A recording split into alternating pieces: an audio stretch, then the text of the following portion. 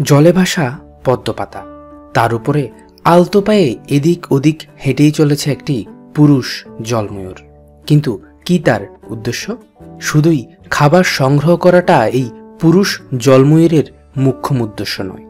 আশেপাশে থাকা এক ঝাঁক জলময়ূরের মাঝে সংখ্যাগরিষ্ঠই পুরুষ। তাই তো পুরুষ পাখিগুলো নানা ভঙ্গিমায় অনেকটা ব্যাকুল হয়ে স্ত্রী পাখিগুলোর দৃষ্টি আকর্ষণ করার চেষ্টা করে চলেছে।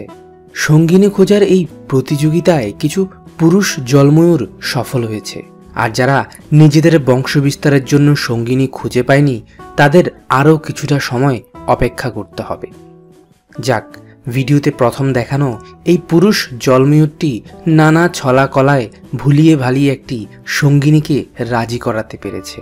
কিন্তু তারপরও স্ত্রী পাখিটি যে তাকে পাত্তা দিতে চায় না, কারণ তাদের দুজনের সংসার পাতার জন্য এখনো যে পুরুষ পাখিটি একটি উপযুক্ত ঘরের ব্যবস্থা করতে পারেনি। তাই তো অনেকটা তড়ি ঘড়ি করে এদিক ওদিক থেকে কচুরিপানা সংগ্রহ করে এনে এই পদ্মপাতার মাঝে ঘর তৈরিতে ব্যস্ত হয়ে পড়ে পুরুষ পাখিটি। যাক, শেষমেশ হাড় ভাঙা পরিশ্রমের পর পুরুষ পাখিটি একটি ঘর তৈরি করেছে, যা দেখে স্ত্রী পাখিটিও কিছুটা নমনীয় হয়। তাই তো সে মাথা নিচু করে খুশি মনে ডাকতে শুরু করে পুরুষ পাখিটিকে। স্ত্রী পাখিটির ডাক শুনে উড়ে এসে পিঠে চড়ে বসল পুরুষ জলময়ূর। এরপর দুজনের সম্মতিতেই তারা জড়িয়ে পড়ে ভালোবাসায়। ভালোবাসার পর্ব শেষ করে ইতিমধ্যে স্ত্রী জলময়ূরটি বসে পড়েছে ডিম পাড়তে। অন্যদিকে সুন্দরী বইয়ের জন্য আহার সংগ্রহ করতে বেরিয়ে পড়ে পুরুষ পাখিটি। খাল বিল পুকুর ডোবা হতে ছোট ছোট মাছ পোকামাকড় সংগ্রহ করে আনছে সে তার পোয়াতি বইয়ের জন্য। দেখতে দেখতে 5-6 দিনের মাথায় স্ত্রী জলময়ূরটি ডিম পাড়তে শুরু করেছে। পদ্মপাতার উপর ভাসন্ত এই ঘরের মাঝে স্ত্রী পাখিটি মোটমাট 4টি ডিম পেড়েছে। স্ত্রী পাখিটি ডিম পাড়া সম্পূর্ণ করার পরপরই কোনো এক অজানার উদ্দেশ্যে সে পাড়ি জমায়। বেশ কিছুক্ষণ পর ঘরে ফিরে পুরুষ ময়ূর। খোলা আকাশের নিচে পানির উপর ভেসে আছে 4টি ডিম। এই দেখে পুরুষ জলময়ূরটির বুঝতে বাকি থাকে না যে সন্তানদের দায়িত্ব নিতে নারাজ স্বার্থপর স্ত্রী পাখিটি পাড়ি জমিয়েছে অজানার উদ্দেশ্যে। আর এখন এই ডিমগুলোর পুরো দায়িত্ব বাবা ময়ূরের। মাতৃহারা সন্তানদের অনেকটা মন খারাপ করেই সে বুকে টেনে নেয়। এরপর চলে ডিমগুলোতে তা দেওয়ার কাজ। তা দেওয়ার সাথে সাথে দিনে 1বার কি 2বার সে খাবারের সন্ধানে বের হয়।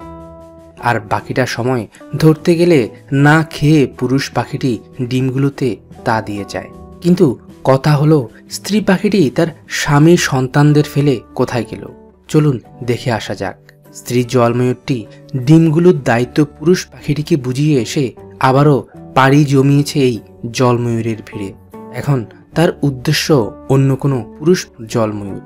স্ত্রী পাখিটির এমন আচরণ দেখে আপনারা অনেকেই তাকে দুশ্চরিত্র, স্বার্থপর, লম্পট ভাবতেই পারেন।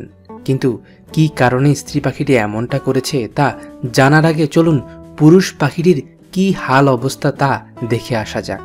টানা 26 দিন ধরে সে খেয়ে না খেয়ে ডিমগুলোতে তা দিয়ে চলেছে। এরপর একে একে ডিম ফুটে বেরিয়ে আসে জলময়ূরের ছানা। মাত্র ঘণ্টা 4 আগেই তাদের জন্ম। সদ্য চোখ ফোটা ছানাটি হামাগুড়ি দিয়ে তার বাবার কাছে যায়, আর বাবা পাখিটিও মাতৃহীন ছানাগুলোকে পরম মায়ায় বুকে আগলে রাখে।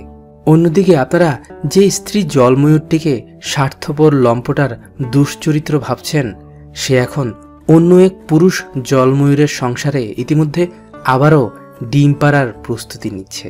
এমন স্বার্থপর নির্দয়ের মতো আচরণ শুধু এই স্ত্রী জলময়ূরটি করেনি, অন্য সব স্ত্রী জলময়ূররাও ঠিক তার মতোই ডিম পেড়ে পালিয়ে যায়। কিন্তু কেন? অন্যদিকে ডিম ফুটে বেরিয়ে আসা জলময়ূরের ছানাগুলো দিন 7 পর কচি পদ্মপাতা, অঙ্কুর ও বীজ খেতে শিখে। সেই সাথে শিখে জলাশয়ে বেঁচে থাকার মন্ত্র। ছানাগুলো এসব কিছুর প্রশিক্ষণ তাদের বাবার কাছ থেকেই পেয়ে থাকে। অন্যদিকে ছানাগুলোর মা ব্যস্ত ডিম পাড়া নিয়ে। মূলত স্ত্রী জলময়ূররা পুরুষ জলময়ূরদের সাথে সংসার বাঁধে শুধুই কেবল ডিম পাড়ার উদ্দেশ্যে। আর এটা খুব ভালোভাবেই জানা আছে অন্য সব পুরুষ জলময়ূরের, কিন্তু তারা তবুও স্ত্রী জলময়ূরদের সান্নিধ্য পেতে মরিয়া হয়ে থাকে। এর একটি কারণ হতে পারে জলময়ূরদের মধ্যে সংখ্যাগরিষ্ঠই পুরুষ, আর যে অল্প সংখ্যক স্ত্রী জলময়ূর আছে তাদের উপরেই পুরো পুরুষ জাতির ঘর বাঁধার দায়িত্ব এসে পড়ে। পরিবেশ দূষণ, বন্য পাখি শিকার, তাদের বাসস্থান নষ্ট ছাড়াও আরও নানাভাবে প্রকৃতির অপরূপ সৌন্দর্যই বন্য পাখিগুলোর বিলুপ্তের কারণ। তাই তো স্ত্রী পাখিগুলো তাদের বংশ রক্ষার্থে দ্রুত প্রজননের প্রয়োজন অনুভব করে, আর যে কারণেই তারা এক সঙ্গীর সাথে সংসার করে না। এতেও যদিও বা পুরুষ ময়ূরগুলোর কোনো আপত্তি নেই, যদিও বা কিছু কিছু সময়ে জলময়ূর দম্পতিদের একসাথেই সংসার করতে দেখা যায়। অন্যদিকে এই ছানাগুলো তাদের বাবার কাছেই ধীরে ধীরে বড় হয়ে উঠেছে। দীর্ঘ 2 মাস পর্যন্ত বাবা ময়ূরটি তার সন্তানদের দেখভালের দায়িত্ব পালন করে।